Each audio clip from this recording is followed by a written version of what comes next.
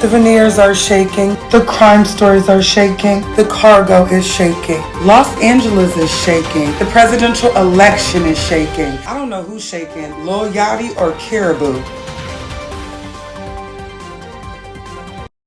The ZIYAH Harris story is shaking, and I sat today and watched the entire court case of the story behind a 13-year-old missing Detroit little girl who was unalived by her aunt's baby dad.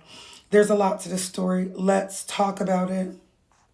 Now, I've done a story on this before. This is Jarvis Butts. Jarvis Butts was supposed to go to jail on a gun charge. That day, he met up with his baby mama's niece, and they met up at his car shop, then left and went to a hotel, okay? Nobody went looking for her for 24 hours when she did not come home. And that's a piece of the court case that I thought was very interesting, that I wasn't able to make a full scope of the story. Now I am. So I'm going to take each person and tell their part in this story. I'm going to go back to Jarvis Butts, but let's go to the grandma and to the aunts and the mama and them. Okay, so this is the grandmother, and this is the two aunts.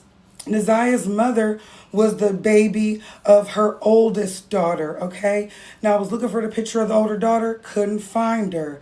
I think that she, may be out there living her own life because the mother had to get adopted custody, and she said it was a bit of a battle. So that shows me there must be something going on with the mother where she could not care for Neziah. So she lived with her granny. She didn't come home. Nobody called for 24 hours. They spoke between each other and was like, ain't nobody spoke to her, anybody seen her? Okay, we're going to check the next day. Okay? Now, in the court case, they spoke about this little girl's text messages and her social media accounts. Now, the aunt said that she would sometimes check her direct messages, and that's how she found out at all that Jarvis Butts, her baby daddy, and her niece had something going on. She seen 2 inappropriate text messages.